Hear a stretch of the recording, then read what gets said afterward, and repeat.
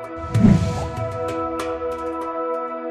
guys, so there was a VOD that went up on the channel a couple of days ago where on Twitch I gave you a discussion, a very long discussion, like 2 hours plus, on an ArenaNet thread that had appeared on the forums where they were discussing an upcoming balance change. The balance change was specifically about World versus World and PvP. I talked about a huge number of things, the individual changes themselves, but also what it actually meant in terms of being a great patch, that they're actually doing dedicated balance purely for these modes. It invigorates the modes, it lets people know that the devs care about these modes. We talked about all that kind of stuff. So, for the most part, I actually really loved everything that they were doing. They were reducing passive gameplay, they were shaving down OP things, they were buffing things that you never saw play at all, which are never going to be anything but good moves. And so, I liked the thrust of most of it, but it was one of the reasons the devs posted it early, preemptively. That stuff isn't in the game yet, was because they were actually looking for a bit of feedback. And, well, another message appeared on March 9th from BenP here. I missed this until fairly recently, where he posted the revised thoughts about what's coming up for the balance change based on the community's feedback. So I want to give you a little bit of a rundown and a look at this. This essentially is, as far as I can tell from the way he's talking, going to be the final version of the change. He says, I mean, I'll read it out loud, right? So, yeah, I did that previous stream. And I thought that, I'm not streaming this right now, but I figured, hey, I'll just do a quick video for WP2, giving you all my updated thoughts on this side of things. And you might even see on the main channel another discussion video on the balance things when it actually goes live. So anyway, again, just for what it's worth, I really don't care too much about World vs. World right now. I haven't roamed in World vs. World really since Pips came in. So this is all really PvP oriented. And my thoughts there, having played a lot of Season 9 and Season 10. So, Ben says, hey folks, I've been promoting a list of edits to our initial post, and finally here they are. So, these are just the edits, by the way. This is not the full list. So, a lot of unless it's expressly detailed here, the changes from before are still live, alright? So, that can be a bit messy sometimes, but hopefully you understand that. He says, finally they're here, and I'm hoping to get the full list retranslated and posted in all languages by mid next week. I don't know whether that ever ended up happening. But so, a few notes. He says, we mentioned several times that we were going to consider unsplitting some things. So if you remember that original thread, people on Reddit basically just wanted to talk about PvE. And so it all became about, oh, why aren't you, all these buffs, I want these in PvE as well. I want the power creep in PvE, why aren't you doing it? So the devs seem to have listened to that, and they said, yeah, look, I think Ben made a post on Reddit in response and said, we'll look at the unsplitting. But here he says, he clarifies, we've decided to hold off on that for now. We will be considering unsplits for the next full balance release. I think this is fine, they don't have to do it all at once. And he even says that here. Keep in mind, balance is a moving target. Too many people in this community seem to think that this balance patch, this video, this one explicit little moment, unless it makes everything viable all at once, it's a bad patch. And that's just ludicrous. That's never going to happen. This is all just like another step on a ladder. We're just we're trending in a direction. And it's a good balance patch, in my opinion, as long as the direction we're trending in is solid and it's enough of a step to have made a difference, which this absolutely is. So that's all that really needs to hit for a criteria for me to be happy with the balance patch. So anyway, let's get into it. First of all, Warrior reduced the cooldown from 180 to 90 seconds, and they reduced the transform from 15 to 10. I don't know why this is here. Didn't they say that before? Wasn't that in the previous thing anyway? I swear it was. But okay, so they've added that on the revised thing. I don't have too many thoughts there. Revenant updates. They say forced engagement. So this is the taunt from Jarlis. They're reducing the energy cost by a huge amount, 25 to 10, alright? And they're increasing the cooldown from 10 to 15. Again, I've mentioned this before, let's be very clear. Every time you see an energy improvement anywhere on Rev, that opens up not just what were already solid builds or whatever, but it opens up Carla and Renegade, because one of the big issues, outside of the fact that, you know, the spirits really do struggle a lot, it opens up Renegade, because Renegade's very energy intensive, right? So you can now balance this with the Renegade F abilities and whatnot. This doesn't even need spirits, right? You could run a Renegade that doesn't use Carla, you could run a Renegade that has Jarlis, and yeah, so this would help you taunt people while also using your bombardments and stuff and keep them in there or whatever, you know. It doesn't have to come down to that express thing, but yeah, so I'm not sure what else might specifically have motivated this. Except the fact that Rev is just weak at the moment. Let's face it, Rev's weak, and getting a bit of a Jarless buff might be kind of nice, so yeah. I'll also note that the increased cooldown means that while it's more accessible in terms of energy now, and comboing with, say, the Carla things, what you'll actually notice is the increased cooldown from 10 to 15 pushes it outside of the realm of, like, using it twice in one Jarless, right? You get 9 seconds on the legend swap, so in theory, you could do force engagement twice and then get out of Jarless again. They probably didn't want that happening. They don't want too much taunt around, too much overdoing the CC. So by buffing it just to 15 seconds, that's actually really profound, because that might knock it out of that legend altogether on that, like, rotation through, if you will. So no. Next, we've got Thief. So this is a huge section. I actually have some stuff to say about this. So first, remember, Thief did have some nerfs to, like, auto damage. I think the dagger auto chain got hit. The sword auto chain got hit. Just to remind everyone, really, DP has some merit. But mostly people are really on the SD hype train right now. And then there are other variants. There are Condi variants floating around. There's PP meme builds. There's rifle builds, which some consider memes, some consider actually really good.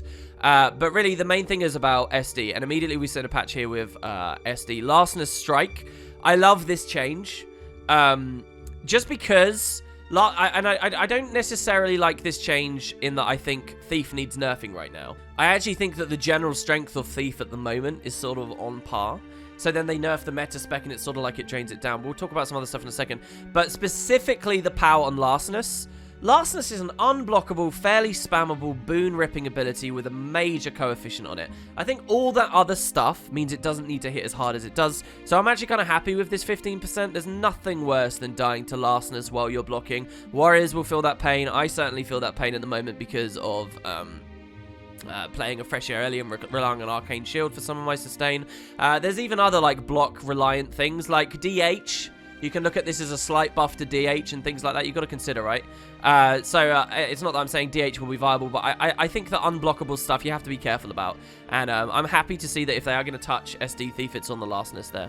But then I don't really like some of this other stuff. So let's just take a step back. Magi's Amulet is being removed. A lot of the sustain from team fights, and especially with the Druid changes we'll get into a second, on side nodes, and all the passive changes as well. The game is going to get a lot more deadly again next patch, just because of the influence that Firebrand will be able to have over these mid-fight engagements now, and the weakness that will be introduced to the side engagements. That immediately means, by the way, even without this nerf to SD, that means that DP becomes even more viable, because fights are quicker, so having really fast rotating into +1s is now even more useful for you, and DP starts to, you know, it takes an uptick just because of the other changes.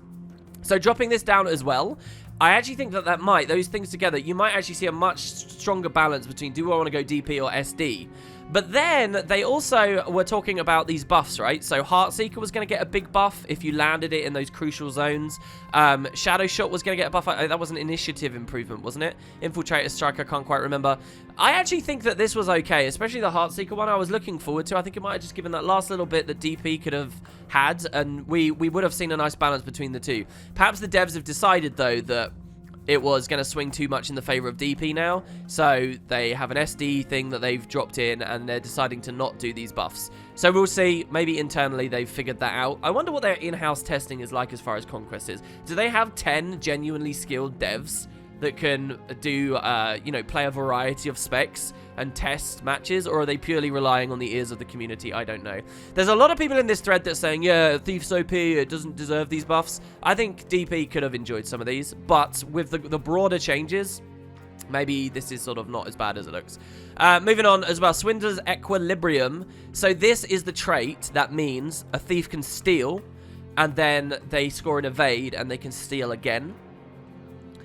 Counterplaying steal is kind of one of those things in the community that it's like, good PvPers know how to do it. You get a sense of the range that the thief will be at when he might try to steal. But my opinion with counterplaying steal, it is a bit... even if you count the cooldown of steal and stuff, you can only counterplay bad thieves that auto-steal when their recharge is off. That's all you can really counterplay. Anyone with half a brain, and counterplaying steal becomes, in a lot of ways, kind of unfun. And so Swindler's Equilibrium doubles the amount that they do it, right? So these SD thieves, this is again as an SD thing. So they just increase the cooldown from 20 to 30 seconds. which means that the double steals will come up a little bit less frequently.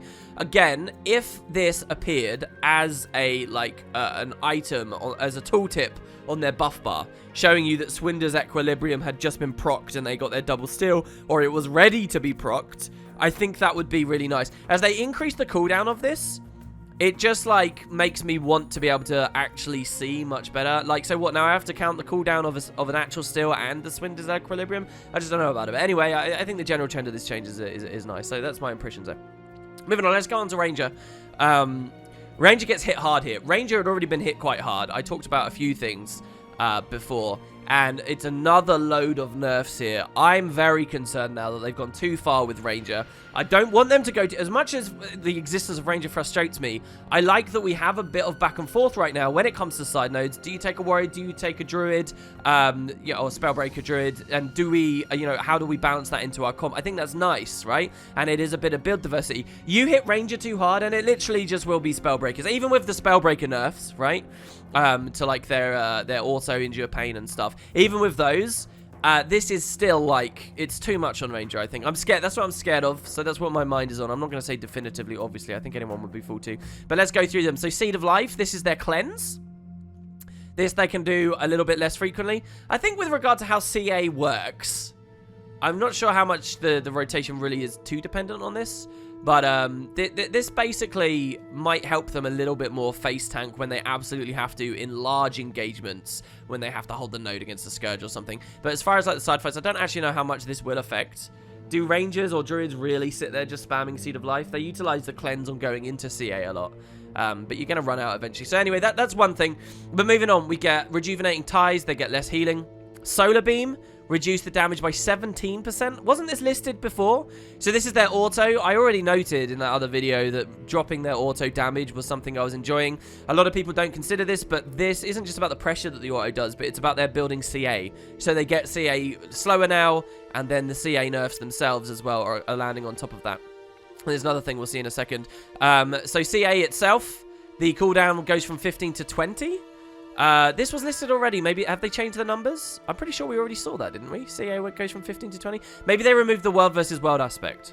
They say PvP only. Was it in world versus world before? I don't know. But here, so check out this trait, Refined Toxins. I'm pretty sure this is new. So this is when the Druid is at max health. Actually, this isn't even a Druid thing, is it? Is this Wilderness Survival maybe or something? Nature magic? Anyway, while you're at max health, you and your pet inflict poison. And when it had an ICD of 5 seconds, it almost meant, or if it genuinely did mean, you would sustain very high levels of poison on people just by autoing. So you'd run around. You remember that solar beam autoing I'm talking about? It would keep this poison on you. I'm actually, as the fresh air variant that I run, and I seek any reason I can to run Glyph whenever I can, this was really gross for skills like Glyph, because it's not about the damage the poison does really, but it's about just reducing that healing you get. And I think this will be potent. This will be potent in some of these slide fights.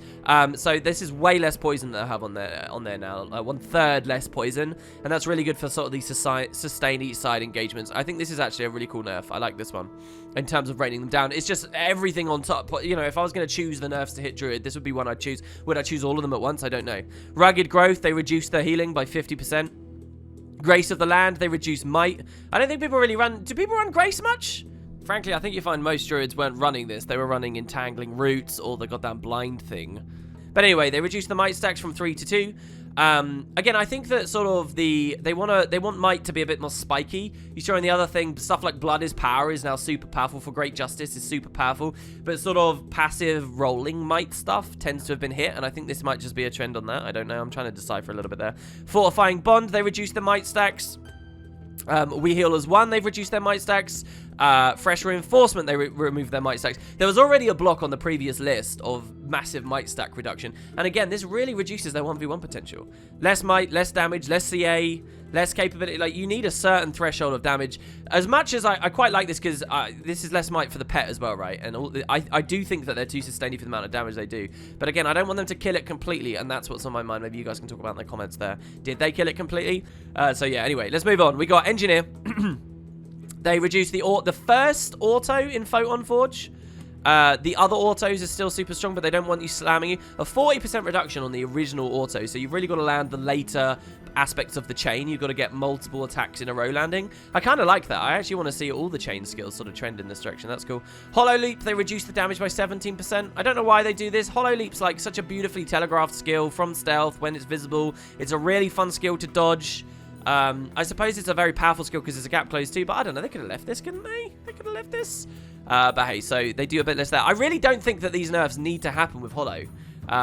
Maybe it's just because my perspective of the game right now is nearly all the builds I play sort of countered Hollow. And when I played Hollow, sort of, I don't know, I was an okay Hollow. But I feel like they do a lot of damage, but they have like clear avenues of counterplaying, right? They have such clear avenues. I don't think that Hollow needs really being refined down. I just want to see that... What I really wanted to see on the engineer section here is that the explosives nerf they're about to do to Minesweeper again, I wanted that nullified. I wanted to see here, we have decided to keep Minesweeper as it is. That's all I wanted to see. It would have been so beautiful, guys, because you would have had the Purity of Purpose, Protection, Injection, blah, blah, blah, guys, right? The protection spammers that would have been running Hollow with 2 of the lines. You would have had the explosives builds that are running the explosives line. You would have had the tools SD guys that are running the tools line. You would have seen, like, what, is that every single specialization covered as a combo with Hollow? That is perfect build diversity. As far as Hollowsmith is concerned. Then they can do the same for Scrapper, maybe. That's amazing! But they've over-nerfed the Minesweeper thing. I wanted to see Minesweeper would stay the same. They didn't do that, which is a shame. Shockwave, they reduced the damage. This was listed before, wasn't it, already? Reducing the might on Corona Burst, is that necessary after they've also done the change with the stability? I don't think so. So I think this is over the top. But here, check it out. There is a Scrapper change. This excites the hell out of me. I really like this. I want a bit more reason to run Scrapper. I think that the reason people run Scrapper should really be through reinforcing the strengths of the function gyro, which the devs haven't done. But they have done this. They've looked at the sneak gyro. And so the tool belt ability on Sneak Gyro is that Stealth Pulse. It's going up to 1200 range. Oh, I like this. I like a world where I see that they're running multiple thieves or heavy stealth builds, and I just decide, yeah, I'm going to counter comp them by going Scrapper. I think that would be so cool. So yeah, 1200 range. You pop that at the right time in mid-fight. Now, some of you guys might be a bit salty about this and think, oh, that's really annoying. It's got such big range. This adds so much more utility to detection pulse. Seriously. Some of you might be frustrated with that, but don't forget, everything can counter detection pulse. An evade will counter it. Blocks counter it. Blinds counter it. Everything will. So there is some play around it. Depends how the animation feels, actually. I can't quite remember. But I love the idea of someone trying to peel out of a mid-fight or skirt around one and you detection pulse at the 1200 rate. It's nice. Because don't forget, that's a huge radius. Is that the highest radius skill in the game now? What other skills have a radius of 1200 range? That's mental. Can't wait to see what the animation looks like. Excited about this one. If you guys still aren't sold on this, I want you to close your eyes. Imagine the opening of a legacy game. You got the classic thing where your team's pushing in. You're on a tanky-ass Scrapper. And so you're tanky, you can afford to push the line. You see on the far side of the node, they've just blasted stealth together. They did it too soon, too early for you to get in and interrupt them or anything, but it was quite recently they did it. So you just run over, 1200 range detection pulse, they're all visible. You get an immediate upper hand on their crossover to your Scourge or whatever. Oh, it's good, guys. It's going to be fun. But yeah, the explosives thing's not there. Bit of a shame. All right, so let's talk about Ellie. This is sort of the main thing that I think people want me to talk about. Actually, let's skip to Mesmer and then we'll do Ellie. No, we'll do Ellie now. So I play a lot of Fresh Air Ellie at the moment. You see it a lot on Game of the Day. My Game of the Day videos seem to have inspired a lot of you guys to play Fresh Air Ellie. I don't too often agree with Meta Battle's understanding of Conquest and the builds they have there. However, they have Fresh Air Ellie rated at like a 78, 79 or something. And I pretty much agree with them on that. I think it's an okay build and in the hands of someone who's very attentive. And this means really that you only get what, like a couple of hours of really good play out of Fresh Air Ellie a night. And then you probably should stop queuing on it because you're going to be too mentally fatigued. But I think in the hands of a really good attentive person who's at the top of their game, it can be okay. All right. But I don't think it's an amazing build. And it's getting nerfed this patch. So, we'll talk about the specific nerfs just on the topic of nerfing it itself. In some ways, I think a Fresh Air Ellie nerf is very justified, and that's because I think Fresh Air Ellie in a lot of ways is quite unfun to fight. It depends on the matchup, obviously, but some of the matchups, and quite often a lot of them, it's just really, really annoying. Like, I think if you're anything too glassy, it can be extremely frustrating to play against this. I think other builds, like, if you're a Spellbreaker in an open field fighting one of these, I think that's got to be one of the most annoying experiences you can have in the game, just constantly chasing a guy that super speeds away all the time. I think it's frustrating, right? So from those perspectives, I don't think Fresh Air Ellie should be ever super meta. I don't think the game would be in a great place if we saw that it was at, like, you know, 100% rating or whatever. But I like it to have a bit of a look in, so I kind of felt like I appreciated its place. So that's one side of the story. The other side of the story is, in terms of just generally nerfing this spec, is Elementalist as a whole, Weaver as a whole, Tempest as a whole. This is one of the worst classes in Conquest at the moment. The only person I'd rate lower than it is Rev, and specifically Renegade below that, obviously. Ellie really isn't doing that well. It doesn't have that many great specs. At least Fresh Air was something that was sort of there-ish. You could maybe say that some of the sword builds might be stronger. I think it's a matter of opinion, really. They probably have a bit more playmaking potential, but a lot of the time they feel very limp. So, by raining down one of the only semi-viable builds Ellie has, I don't know whether that's really a particularly important thing to do at this patch. That's another side of it. And then finally, just on the general idea of nerfing Fresh Air Weaver, which, by the way, this is purely about Fresh Air that they're trying to go for here, and we'll get to that in a second. Finally, on the Fresh Air Weaver thing altogether, do you remember what I said about DP Thief earlier? Fast rotating, efficient +1s, right? And how they might be a little bit stronger in the upcoming patch because things are going to be deadlier because of all the passive nerfs, because of the removal of Magi's. Well, that applies to Fresh Air Weaver too. See, what you guys might not have realized, and I did try to articulate this before, is on the previous version of this balance patch, you saw nothing really for Ellie. But that didn't mean Ellie wasn't buffed. Ellie basically was buffed, and specifically Fresh Air Weaver, I think, was set for a big buff, because everything else was being refined down. The only thing that Fresh Air Ellie was really hit was its own sustain. Its final shielding trait was going up to the 90-second cooldown instead of the 60 seconds, which we had before, right? So that was the only thing that was really going on a nerf for us. Most of the rest of it just looked like, because of the rest of the state of the game, we were more consistently, more reliably going to be able to pull off little 1v1s where it was absolutely necessary, and we were going to be able to get pluses quicker because the signets of stone weren't going to last longer, people's passives wouldn't be up all the time. So, it was actually set for a buff, and maybe a very significant one. I don't know how significant. Maybe the devs were scared of that, though. And so, when you see these Fresh Air Weavers, nerfs here, what you might actually be seeing is them just bringing it back to that, like, 79 rating, if you will. Instead of it inflating up to an 85, 90, and we see billions of Fresh Air Ellies, which are frustrating to play against, running around in Conquest, they're nipping it in the bud preemptively, right? So that might be what they're going for, and I'll give them the benefit of the doubt. Maybe Fresh Air Weaver, with respect to the rest of the scene, did need a nerf to stop that happening. So, let's see, finally, the changes they've actually done, which are clearly trying to touch Fresh Air Weaver and only Fresh Air Weaver. So, we've got the Arcane Blast. They reduced the maximum ammo of this from 3 to 2. So, this is actually okay. It means we have to be more frugal as players on Fresh Air Ellie. We need to really make sure if we're using that for a mob or a blind, we need it. We're going to have less covers for some of our stomps where we are reliant on the blind. We're going to have less 1500 range kills. Presumably, they'll nerf infinite range static discharge as well, by the way, which will, at this point, I think, for me, be a real hit to my playmaking potential. Quite often I can utilize that very well at the moment, and that's going to go away probably with a patch. They don't have it listed, but surely, right? But I actually think this buff's okay, because it just means that you have to be less spammy with this ability. You have to be much more careful, use it to proc your extra ferocity more frugally. That's fine. There is another side of this as well. There are 2 arcane skills. The other one's Arcane Wave, which also has 2 ammo. So, one of the differences before was Arcane Blast had 3 ammo, Wave had 2. So, Arcane Blast, you sort of got more value from it. Well, now they both have 2 ammo. And now the difference between them is really the range and the AoE. You can take a 1500 range ability, or you can take a shorter range AoE ability that also is a blast at the same time. And I think because of that, I'm actually going to go to Wave after this patch. I think I will try out Wave. And I actually think this is good, to be honest, because there's a real sort of tech idea here. If I'm fighting against Mesmers, I'll take Arcane Wave, because I can clear an entire wave of clones before they get shattered in my face. Or I can kill perhaps the double phantasmal berserkers before they swing in on me. Or I can use an Arcane Wave to hit the Mesmer and his 2 staff clones at the same time. It depends on whether that... Don't forget, these skills are guaranteed crits, right? So it depends on whether that guaranteed crit is alone enough to kill a Phantasm.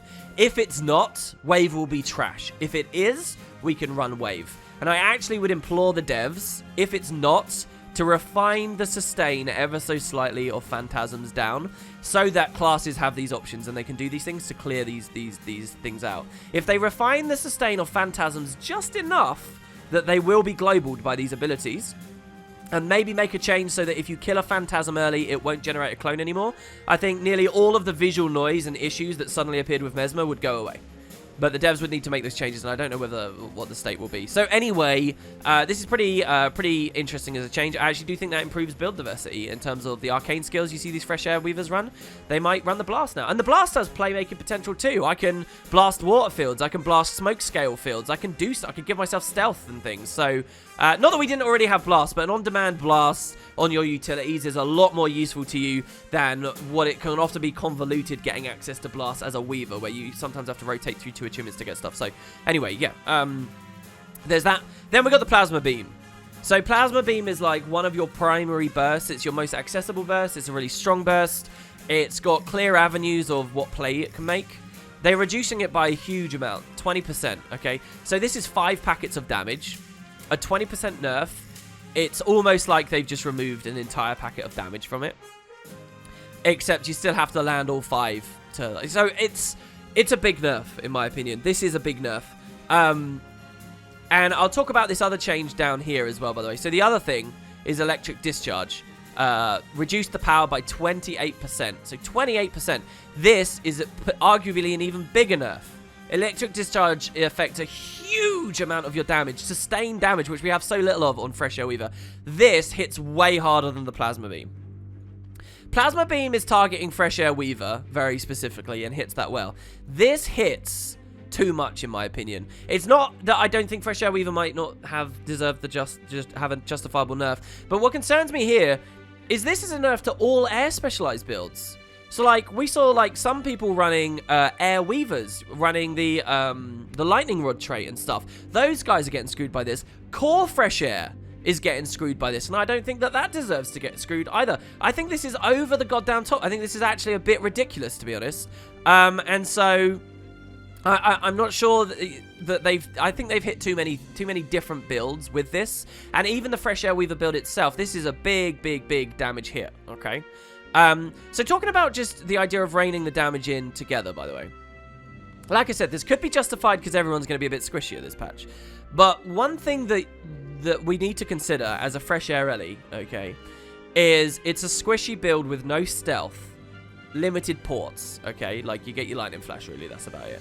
As an extremely squishy build with no stealth, especially that no stealth aspect, okay, it puts it into a very awkward place as far as Guild Wars 2 is concerned and Conquest is concerned, where basically it's almost entirely unviable because it offers so little chance to peel out of any engagements. As any squishy build that you can imagine on any profession, if it doesn't have stealth and really useful gap creators, you'll find that as soon as it loses map control, its team loses map control, it can be so heavily countered, it's almost never going to work. No matter how much damage it does, no matter what it does, it's just going to get harassed on the roads and beat up again and again and again. It's going to have to blow all of its stuff before it gets to any engagement, and it's really terrible. The reason why Mesmers and Bursty Mesmers, Shatter Mesmers and Thieves and things can get away with from it, get away with being as squishy as they are quite often, is because they have so much self-peel potential. They can get themselves out of fights because they have that glorious thing called stealth. Fresh Air Weaver has always hit like a truck, but that's because the trade-off is it doesn't get stealth. Now it doesn't even hit like a truck. So, in terms of, like, plucking weak targets off at mid-fights or +1ing and stuff, I don't actually think that these damage nerfs are going to be too bad, right? I think that they are very big nerfs, but they're not going to be that bad for the role of +1ing. However, the only way in which this build has managed to survive as a squishy thing with little peeling ability is because it can counter burst. You'll hear me say this on the Game of the Day all the time. Someone will jump me on a road and I'll say, oh, I'm counter bursting here. The only way we can survive and get these flies off of us is by threatening them with our damage. If we can threaten the thief that's chasing us, that we might global him, he has to play more conservatively, or he might get globaled. And then by killing him, we've enabled ourselves to walk through the roads without having any stealth, right? Or teammate support. So it's really important that we can global people and do those not global people, but we need to have enough damage to threaten people, right? When we're being picked at on the roads, because we have no other way of peeling out. That's what actually concerns me about these damage nerfs. This doesn't matter. We hit so hard that for the purposes of a +1 in a world where passive cooldowns are going a lot slower, you don't have to be concerned about that. That's not a problem, okay? But from the perspective of actually being able to move around the map, and especially when your team has just lost map control, this could be devastating. If anything kills it, it will be this.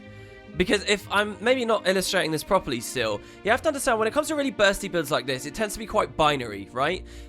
If you score the spike, then you win. If they survive on 2% health, and you can't pressure that, they chain evades, gap create, and you will never get them. So, like, even a slight damage change, like a 5% nerf, can mean a huge difference in whether you can actually peel away from certain engagements and actually threaten people, because it is very binary. You either get the kill or you don't, and if they're 2% health and they get away, they may as well have been 50% health and get away. And so, even a small change to the damage could upset this balance, and we're seeing big changes to the damage. So we will have to watch very carefully there. You're going to have to be like some kind of ungodly kiting god that has incredible 24/7 awareness, but when you're the one getting jumped from stealth, if you don't threaten them back, that's my main thinking with the fresh air thing. And if it has gone too far, it will be on those terms that it's gone too far. And it will be on terms of you've hit more stuff than just fresh air weaver, which I think is really disappointing. So, yeah, that's my thoughts there. And then lastly, the tornado thing. Didn't they already talk about this? I don't know, man. I'm pretty sure they did. So, there you go. That's Ellie. That's all the avenues of discussion that I can think there. Yeah, this just appeared, by the way. This is their revision. I don't know who's been complaining about Fresh Air Ellie. And I don't mean to make anybody feel bad or regressed here, but most people who say that this build is OP tend to not really understand the game very well. Let me just say that. So, I don't know. We'll see. Moving on, we've got Mesmer. So Mesmer never appeared before. If there was any major criticism at the previous listed stuff, it was that Mesmer had never had any nerfs listed and detailed at all. And it's like, wow, Mesmers were the clear kings of the patch. Mesmers were clearly going to come out on top because the devs didn't refine anything. And this is probably the best thing here. Look, the devs listened and there are nerfs to important stuff. So Phantasmal Disenchanter, this hits like a goddamn truck. It still hits like a truck, but it's got a slightly longer cooldown. Illusionary Riposte. This is their ability to block for a while, and then they can even counter it, right? Longer cooldown. That's good. Even though this looks like a small increase in cooldown, it's always a really profound thing when you see they increase like these sort of, damage mitigations. Because the idea is that even a slight little change here, if it's a class that's chaining mitigations together, a bit like Power Rev, right? You would go your dodge, and then into another dodge, and then the staff 3, and into the staff 5, into the shield, and, like when you chain as many mitigations together, even slight cooldown increases can, like, mean big things, because it means you don't get your earlier stuff cooled down in time, right? Does that make sense? So it's similar for Mesmer, chaining the distorts into the blurred frenzies, into the blocks on the sword off hand. Well, they're pulling that down. They're keeping the damage on the 5. They want that to still feel meaty, but yeah, they've reduced a bit of its side node capacity there with the riposte, which I like. Swordsman, again, it does the same damage, but or potential damage, but you get it a little bit less frequently. Also, they've reduced the stacks of might, because it was given too much might, and passive might, and constant might. And again, I think that that's smart. I actually still think that it's probably too much, but there you go. Combined with some of the traits. Moving on, Mirror Blade. So I really like to see this. It would be kind of annoying for me to see Fresh Air Ellie, a heavy burst build, get nerfed and not see Power Shatter Mesmer get nerfed, because in a lot of respects, not all respects, but in a lot of respects, the Mesmer Power Shatter was better. It could do it from stealth. It could do it from 12. You could gap close on 1200 range instead of 900. Ellie is more limited as 900. We can blink in and mirror blade and stuff from 1200 on Mesmer. Doing it from stealth is like huge. It generally hits way harder. It's like literally like a 33 to like maybe 40% stronger burst that Mesmers can pull off. They can full on global scourges. Fresh Air Weaver can't do that, even on a Berserker amulet. So, the Mesmer in a lot of ways was a lot stronger. So if they'd nerfed this guy, but not nerfed this guy, I would have been a bit frustrated to see that. But they have. So Mirror Blade, reduced the damage by 14%. That's something. Jaunt, they've reduced the flat damage as well. That's not really about the shatter builds, but that's nice to see. But here, Mental Anguish. So this is a trait that means when you hit someone who's not doing anything, you get massive damage modifiers. 30% extra damage, all right? And they've just dropped that down to 20 and to 10, right? Respectively. So, 10 in, going from 15 to 10 in PvP, that's everything. That's the Mirror Blade, goes down by 14%, plus this as well, yeah? Because they use the mantra to stun you to ensure that this trait procs and whatever. The mantra itself as well got hit, if I can see. Oh, no, the mantra didn't get hit, but the trait that makes the mantra stun instead of daze now has a longer cooldown, 5 seconds to 15. I don't actually know whether this is going to matter, because power mesmers weren't shattering every 5 seconds anyway. 15 was more. So this might not actually even do anything, but, you know, they have reined it down, which is good. And I actually think the mental anguish is the really, really big one. They reduced the stab, so the boon spammy side nodey stuff, that's been hit. And the boon, I still think it's too much stab, but they're bringing it down. Wasn't that already listed, Elusive Mind getting exhaustion? I thought they showed that. So yeah. I think that, in general, the Mesmer chains that they've got listed here are alright. They're not too shabby. They reduced the signet of the ether, though, which is just... This is literally one of the contributors to Illusion and Phantasm spam, popping the active on this. And they've dropped the cooldown. I don't know why. I'm like, what?